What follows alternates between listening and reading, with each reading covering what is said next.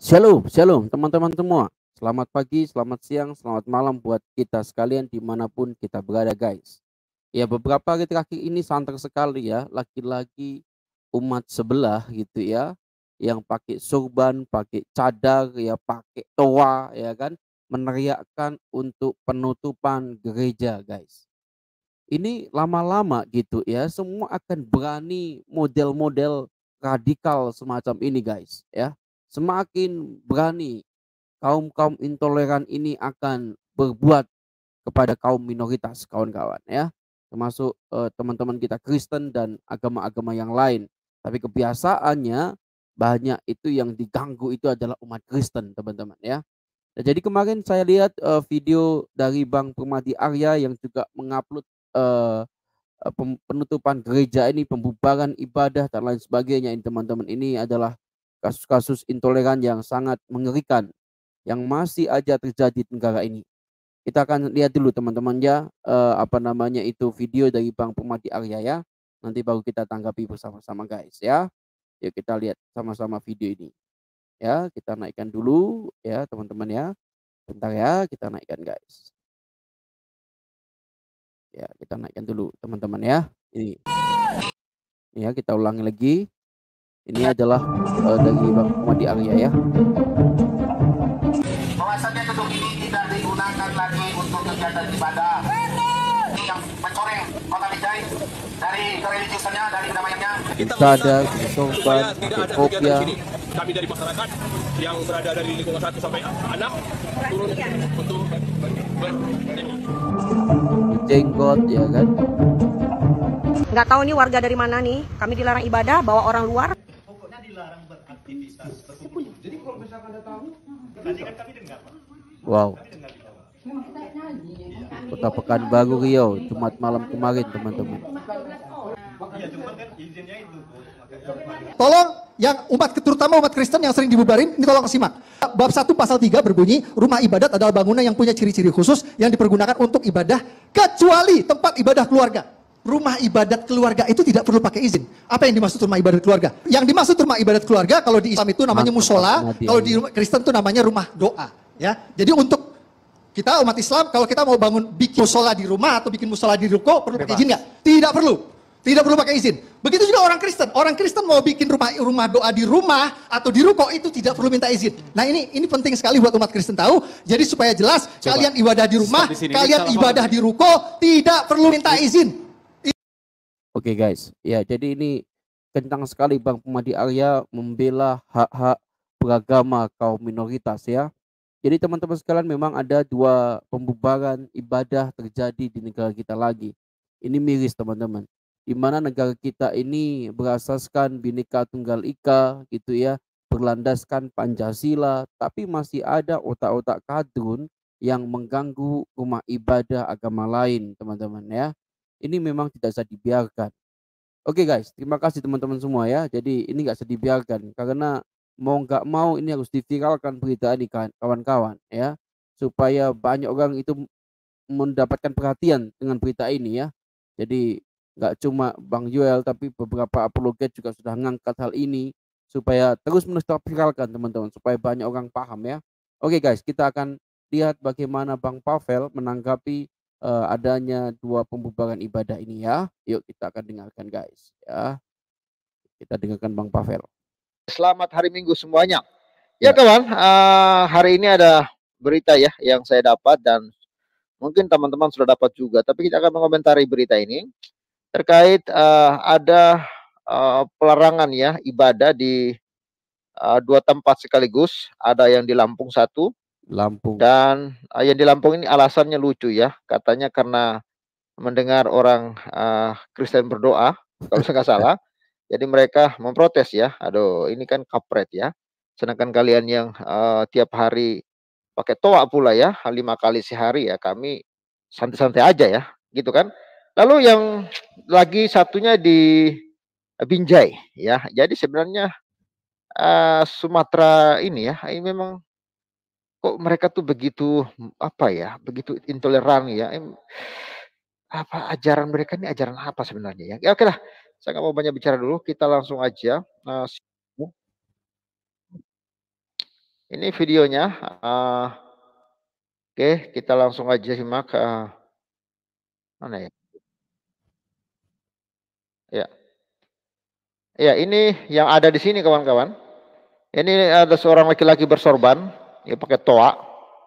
Ya alasannya ya karena nggak ada izin, ya jadi ibadahnya dilarang ya. Jadi lucu sekali ya di negara merdeka ini ibadah itu harus izin dulu ya. Ini benar-benar koplak ya. Dan ada juga yang Memang. peserta demo ini kawan-kawan, ya selain mereka bersorban ya kayak daster gitu kan. Ada juga ibu-ibu yang jilbab, ada juga yang pakai cadar hitam lagi ya. Kok mereka ini menggambarkan wajah agama mereka kok seperti ini ya? Mereka nggak malu gitu ya.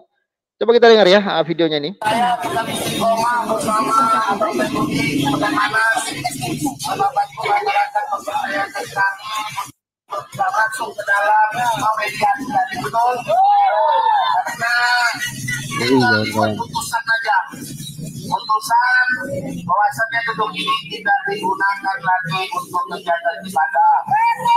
Gedung ini dipakai lagi untuk kegiatan ibadah. Nah itu ya baru ada yang strike betul itu ya. Yang di tengah-tengah ini cuman gimana cara perbesar gambarnya nih ya? Bisa nggak ya? Ya itu ya. Kalau sobat waras lihat coba saya bisa kayak ini ya. Berbesar lalu ya. Itu lihat ya.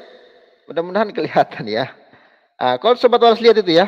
Ini ada laki-laki berjanggut ya, sorban ya.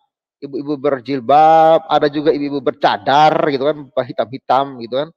Mereka ini di ini ya kafe teman ngopi di demo masyarakat ya. Hanya gara-gara ya di kafe ini tempat mereka pakai untuk beribadah ya. Dan mereka harus demo gitu kan. Ini kan lucu ya. Sampai segitunya ya manusia-manusia ini ya. Kita lihat ya videonya ya. Jadi inilah permohonan kami kepada bapak-bapak Muspida. Nah, istilah itu.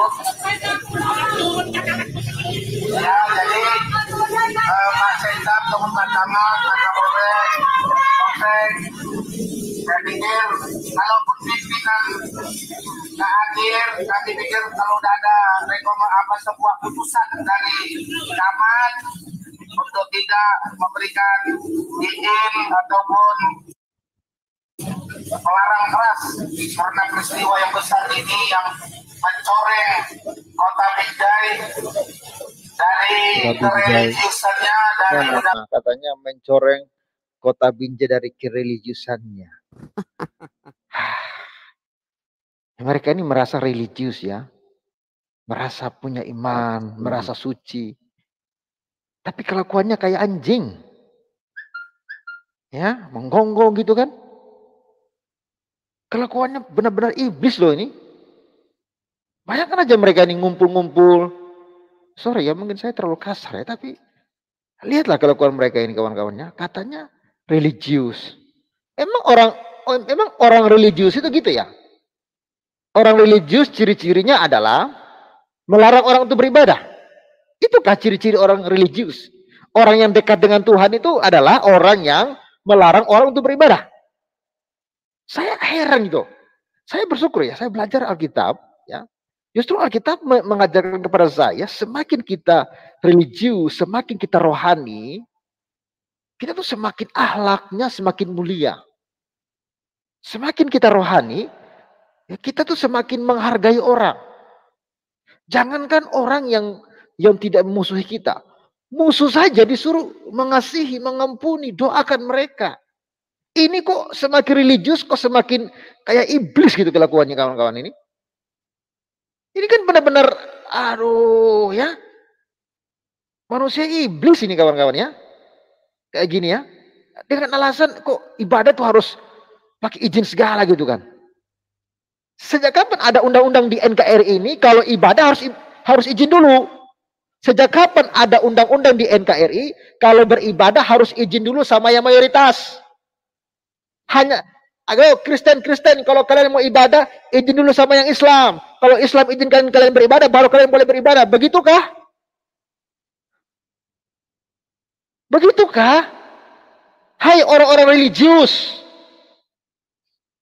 beginikah hasil kedekatan kalian dengan Allah kalian adalah dengan melarang orang untuk beribadah? Saya heran kawan-kawan. Katanya kota religius, orang religius. Ngeri teman-teman ya.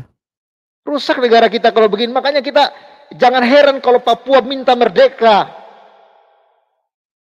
Karena apa? Inilah kelakuan-kelakuan orang ya yang katanya mayoritas, yang katanya religius, yang katanya dekat dengan Allah. Tapi kelakuannya seperti setan. Kok orang ibadah kok perlu izin kalian gitu loh. Anda bayangkan kalau kalian diperlakukan seperti ini. Ini sering saya ulang-ulang. Kalau di NTT kalian diperlakukan seperti ini. Di Papua, di Manado kalian dilakukan seperti ini. Gimana perasaan kalian? Makanya bersyukur sekali. Kami orang Kristen diajarkan oleh Yesus itu untuk mengasihi. Kami diajarkan oleh Yesus itu untuk tidak balas jahat dengan jahat, tidak balas dendam. Aduh, kalau kami itu, ya kita bersyukur ya kita punya Tuhan itu gitu loh. Yang ajarkan tentang kasih. Ini kan Kristen fobia ini hampir setiap minggu ya. Setiap bulan terjadi lagi.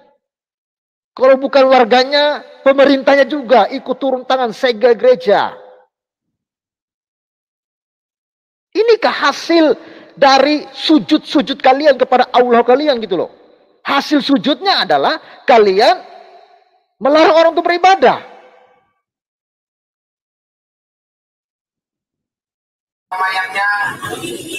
Sekitar 4 bulan yang lalu, kita pernah survei kemari, bahwasanya kita udah survei ke atas, bahwasanya ada kegiatan. Jadi ya, salahnya kegiatan ibadah itu apa? Salahnya apa kalau kami melakukan kegiatan ibadah? Salahnya apa gitu loh? Kalian terganggunya di mana? Kami ibadah nggak pakai toa. Kami nggak pasang speaker di luar gedung. Nggak pernah kami teriak-teriak pakai toa. Manggil-manggil orang untuk beribadah. Kalian. Kenapa kalian persoalkan? Orang beribadah gitu loh. Silakanlah berpikir kawan-kawan netizen. Anda pro kontra enggak apa-apa. Tapi Anda pikir apakah ini hasil dari dekat kepada Tuhan? Inikah hasil dari menyembah Tuhan? Kok sirik, iri, dengki dengan orang beribadah? MUI, coba Anda keluarkan fatwa haram gitu loh. Jangan yang makan babi baru Anda keluarkan fatwa haram. Ketika ada orang yang menggunakan atribut Islam, melarang orang untuk beribadah, mana fatwa harammu? Mana fatwa penistaan agamamu kepada mereka? Ini kan penistaan agama ini. Gimana kawan-kawan?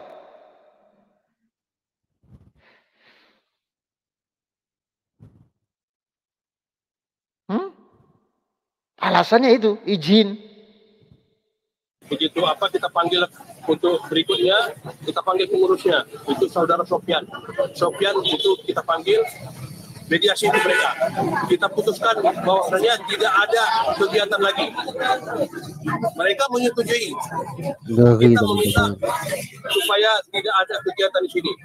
Kenapa kalian meminta orang tidak kegiatan ibadah? Apa salahnya orang beribadah? Salahnya orang beribadah itu di mana? Ya?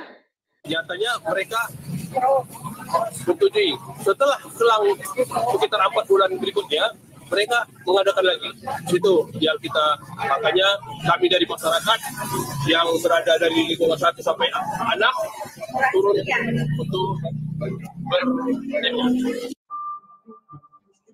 ini di teman ngopi ya. Jadi teman-teman Kristen itu beribadah di sini gitu loh. Karena memang kita orang Kristen itu nggak peduli ya, dimanapun kita bisa beribadah kepada Tuhan. Karena kita izin gereja nggak bisa, ya kan? Ibadah di rumah nggak boleh. Sekarang sewa kafe, ya sewa tempat kafe untuk gereja. Ini pun dilarang. Mau kalian kami ibadahnya di mana? Ini negara ini sudah hancur lah menurut saya ini. Karena hal begini merajalela, menjamur. Ya coba kita lihat ya pernyataan dari Abu Janda. Ya, kita dengar ya pernyataan Abu Janda ini menurut saya ini perlu disimak ya. Jangan pakai alasan izin. Jangan pakai alasan izin. Maaf nih, saya ada datanya. Ratusan musola langgar masjid di Depok nggak ada IMB-nya. Puluhan. Ratusan di Depok nggak ada izinnya. Kok bisa bebas beribadah? Ribu musola langgar masjid di Jawa Barat dibangun tanpa IMB. Itu di Jawa Barat doang. Di Jawa Barat ribuan tanpa IMB. Gimana di seluruh Indonesia? Mungkin ratusan ribu, jutaan masjid di Indonesia tidak punya IMB. Ini data tahun 2019. Ya, jadi jangan pakai konteks alasan izin untuk mempersekusi ibadah non Muslim. Ya, ini faktanya memang non Muslim aja yang sulit urus izin. Jadi kenapa non Muslim saja yang sulit urus izin? Sebenarnya kita umat Islam tidak pernah kita terbentur dengan kesulitan izin dalam membangun masjid. Dimanapun bang, dimanapun, ini faktanya. Yang kedua, tempo selironya mana? Kalau kata wong Jawa ini tenggang rasa gitu ya. Orang lagi ibadah gitu. Maaf ya kalau orang Kristen ibadah itu kayak orang kita umat Muslim lagi sholat jamaah lah gitu. Sekarang balikin ke diri kita. Kalau kita lagi sholat jamaah ada yang datang. Tiba-tiba bubar. Udah ada izin belum nih? Kira-kira perasaan kita gimana bang? Dan itu dianggap kebiasaan, dianggap normatif, dianggap kelaziman. Gila nggak? Di negara ini? Gila! Bangke betul orang ini ya. Gila itu. Ya. Jadi maaf nih. Kemarin ribut-ribut Israel, menurut saya bangsa kita tuh belum pantas. Belum pantas. Protes-protes Israel penjajah. Protes apa? Di protes Israel penjajah, kita di negeri sendiri masih jadi penjajah ke umat minoritas, Bang. Bang, saya mau tanya, Bang. Gak pantas. Bang Arya Permadi, sebelum jauh ke kasus itu, tapi tadi data Ustadz ditolak. Ngurusin penjajahan di ujung lautan. Jangan nunjukin penjajahan, ngurusin penjajahan di ujung lautan, tapi kita sendiri jadi penjajah. Cukup jelas ya, data-data dari Abu Jahl ini cukup jelas. Nah, jadi kalau Anda mempersalahkan orang beribadah masalah izin, itu gak apple to apple gitu loh. Tidak, aduh. Negara kita ini, apakah kita hanya ngurus? Jadi ketika ada orang China yang kaya raya di negeri ini, Yusuf Kala cemburu. Kenapa ekonomi dikuasai sama orang China? Karena orang China nggak pusing ngurusin agama. Kita kenapa? Ya banyak, bahkan dia iri hati ya. Dari 10 orang kaya cuma 1 Muslim katanya. Ya karena kita ini terlalu pusing urus agama. Pusing kepo dengan orang ibadah orang lain. Inilah problemnya di negara kita ini. Saya nggak tahu sampai kapan negara kita ini. Ya, siapa lagi coba pemimpin yang bisa kita harapkan? Dulu saya berharap Menteri Agama ini jagoan ya, tapi ya kepret juga menurut saya. Gak ada yang terlalu yang signifikan yang dia buat untuk apa ya, izin beribadah ini bermasalah terus gitu loh. Siapa lagi coba pemimpin yang bisa kita bisa bantu kita ini ya? Atau Indonesia ini bubar aja kali ya? Tapi saya gini loh. Saya juga nggak mau Indonesia bubar gitu. Tapi kan gimana orang-orang ini apakah terus pemerintah diamkan gitu loh? Ya, ini kemarin si Wawan udah ditangkap. Ya, si ketua RT KRWK itu ya. Kalau ditangkap lalu kembali lagi dibebaskan oleh kejaksaan. Ini apa gitu loh. Nah, ini satu video lagi sebelum kita bincang-bincang dengan Bung Mangkulinda dan Bung Bipang. Satu video lagi yang menurut saya ini perlu juga kita simak ya. Ya, ini ya kita simak ini juga videonya viral best. Tapi sebelumnya Sobat Waras, ya saya ya terus meminta ya dukungan Sobat Waras untuk support terus Pavel 88 channel ya. Walaupun Oke guys. Ya, jadi itu ya pernyataan daripada Bang Pavel yang mantap jiwa ini ya terkait dengan pembubaran ibadah yang ada di Lampung itu teman-teman ya. Oke teman-teman semua, kiranya apa yang kita dengarkan pada kesempatan hari ini jadi berkat buat kita dan kita terus berdoa bagi bangsa kita teman-teman supaya bangsa kita tidak semakin larut dijajah oleh kaum-kaum intoleran ya, semacam itu ya. Bersorban, pakai peci, ngakunya religius gitu ya. Tapi kelakuannya kayak sampah guys ya. Ya saya iba gitu, saya miris gitu ya. Mereka-mereka ini kan tahu agama, tahu bagaimana hidup bernegara, tahu pasti bagaimana hidup berdampingan. Masa ibadah aja harus minta izin? Ini negara apa? Ya kan? Bahkan di undang-undang kita jelas setiap setiap orang yang beragama di negara ini itu wajib melaksanakan ya ibadahnya gitu ya. Bebas teman-teman. Ya kan? Orang Kristen ibadah yang ditanya izinnya ada apa enggak. Dan masa teman-teman maafkan ya, teman-teman yang sholat di rumah itu masa mereka juga harus izin gitu ya. Kan enggak gitu ya. Iya toh? Enggak. Ya kan memang mental-mental koplak itu ya begini kawan-kawan. Agak kencang Bang Jul bicara ya pada hari ini ya. Karena miris teman-teman. Karena kalau aksi-aksi ini dibiarkan, nanti pasti akan ada aksi-aksi berikutnya kawan-kawan. Pasti ada itu. Ya, yang ngakunya MUI lah, ngakunya kelompok inilah, kelompok Islam inilah dan lain sebagainya. Itu pasti ada guys. Dan mereka pasti akan terang-terangan untuk membubarkan ibadahnya orang-orang Kristen. Nah karena apa? Karena hukum di negara ini tidak berlaku buat mereka. Wawan ditangkap, sebentar lagi dilepasin. Itu yang pakai toa itu nanti ditangkap, entar lagi dilepasin. Suku-suku ditangkap. Pasti akan dibiarkan begitu aja. Dia akan cari mangsa gereja yang lain yang tidak ada izin ibadahnya, sikat juga pasti itu. Nah, kan cilaka kawan. Negara ini mau dibawa kemana coba? Oke ya teman-teman ya. Terima kasih teman-teman semua sudah bergabung di channel ini. Kiranya apa yang Bang Jul sampaikan menolong kita dan kita terus berdoa bagi bangsa ini kawan-kawan. Supaya bangsa ini terus semakin waras di dalam beragama. Oke, kita jumpa lagi di tayangan berikutnya. Shalom dari Bang Joel, Tuhan Yesus memberkati kita. God bless you guys.